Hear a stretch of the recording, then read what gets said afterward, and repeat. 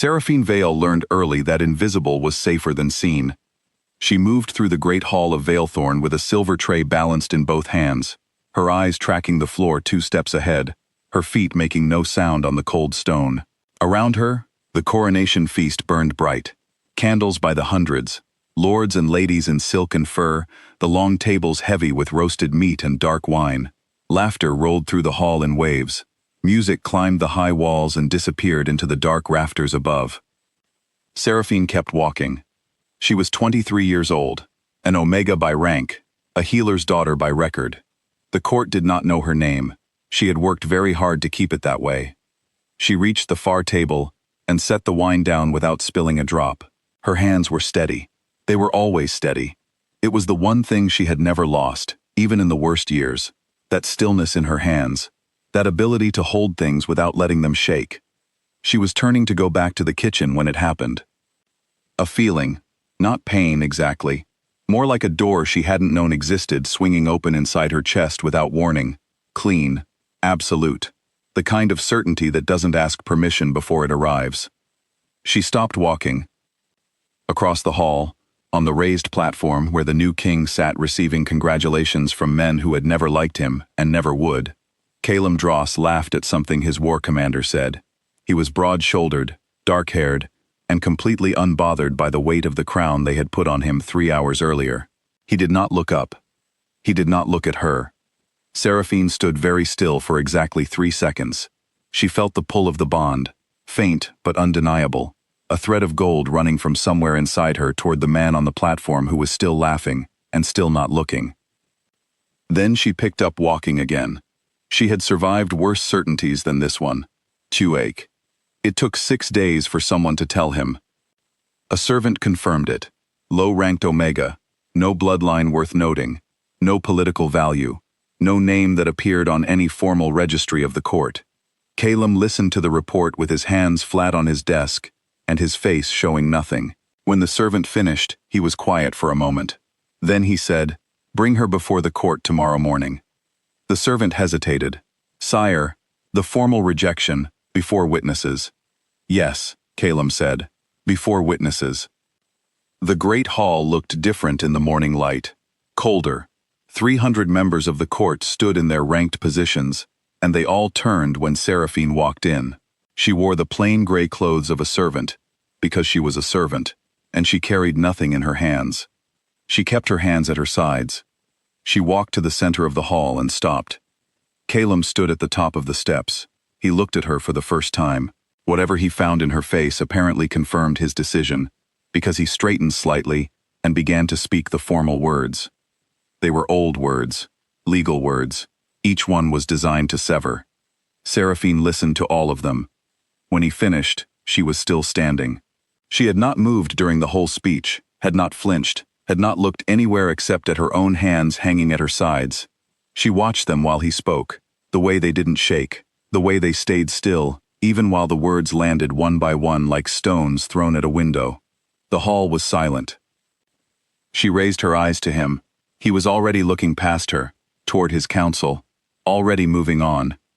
She said 4 words, "As the king commands." Then she turned and walked out. Behind her, she heard the court begin to murmur. She heard pity in it, not for him, for her. That was the worst part. She burned for 6 days after. A rejected mate bond, broken before it's sealed, does not go quietly. It tears. It is not only grief. It is something the body does not have a clean word for, something between fire and erasure. Seraphine lay in the small room above the healer's quarters and understood, with complete clarity, what it felt like to be unmade by something she had not chosen. Her father left bread outside the door. She ate it when she could sit up. On the 7th morning, she sat at the edge of her bed and looked at her hands for a long time. Something had gone quiet inside her. Not broken, not empty. Quiet in the way a forest goes quiet before a storm. Not because there is nothing there, but because everything is gathering. She had heard women say that rejection gets easier with time. She had noted, privately, that none of those women had done anything afterward. They had survived it and sat down and stayed small and called the sitting down wisdom. Seraphine got up.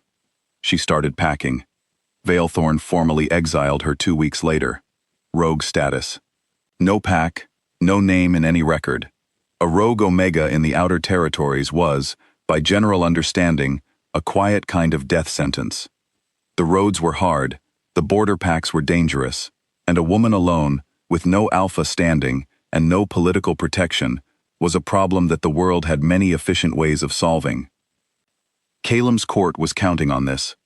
What they did not know, what she had made sure, for 11 years, that they would not know, was the box under the floorboards of her father's cottage. Her mother had not been a healer's wife. Her mother had been the last blood heir of the Ashen Court, a rival pack that Vaelthorn had destroyed 20 years ago. The lands, the sealed treaties, the bloodline records, the legal claim to 3 mountain territories, all of it was in that box, along with a letter in her mother's handwriting that said only 7 words. When they show you who they are. Seraphine took the box. She walked east. The Ashen Territories were gray and cold and had been leaderless for 2 decades. The packs that remained there were small and tired and suspicious of anyone who arrived with something to offer, because in their experience, people who arrived with something to offer wanted 3 things in return for everyone they gave. Seraphine did not make promises. She did not make speeches. She arrived at the first Ashen settlement in winter, half frozen, and asked to see the pack healer. There was a child sick with a fever that had lasted 9 days. 3 healers before her had tried and failed. She worked through the night, quietly, without explaining what she was doing or asking for anything in return.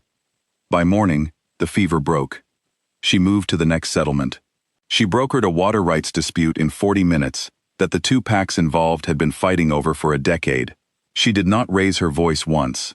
She simply looked at what each side actually needed underneath what they were saying they needed, and she arranged things until those needs were met, and the fighting stopped.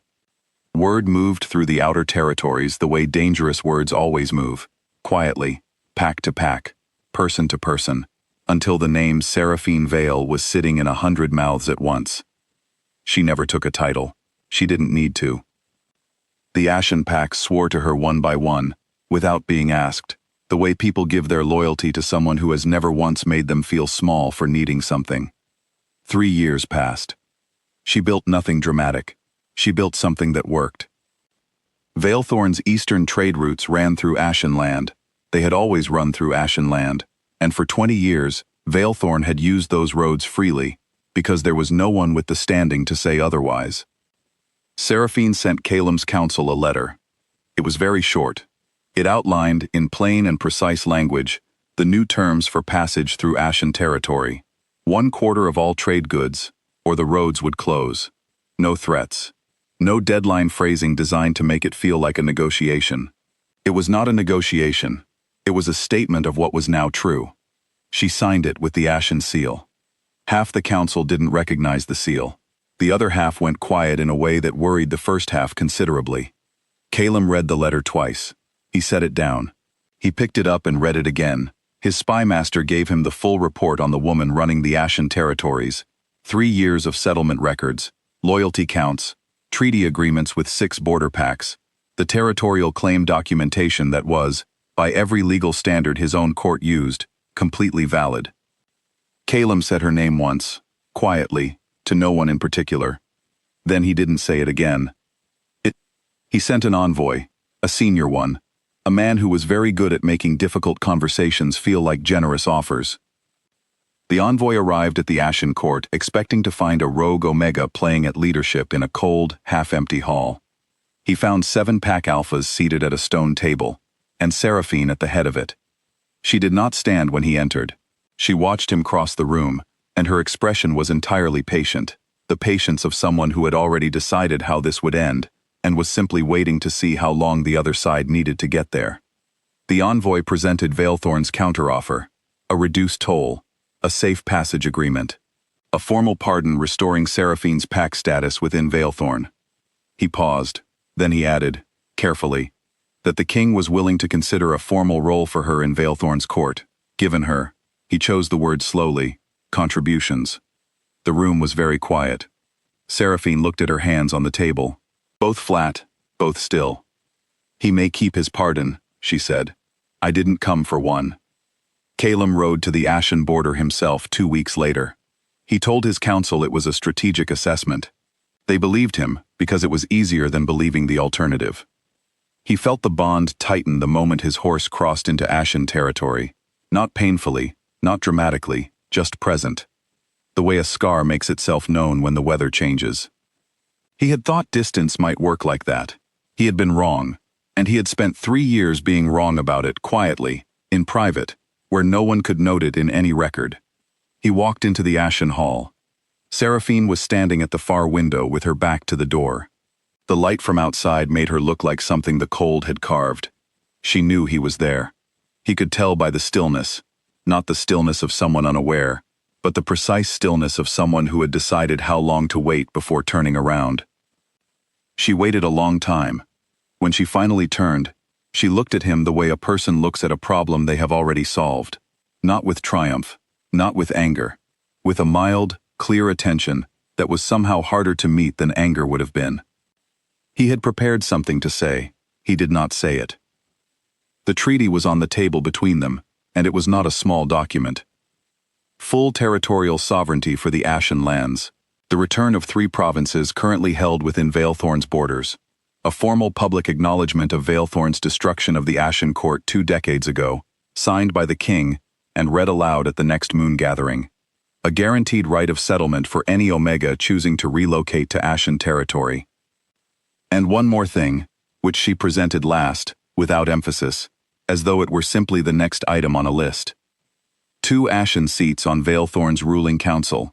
Full veto rights on any matter touching Omega classification or rank. One of those seats would be held by Seraphine personally. Caelum looked at the document for a long time. You want shared governance, he said. I want what was taken, she said. Those are not the same request. No one in the room corrected her, because she was right, and everyone in the room knew it. His war council argued against it. They had the numbers.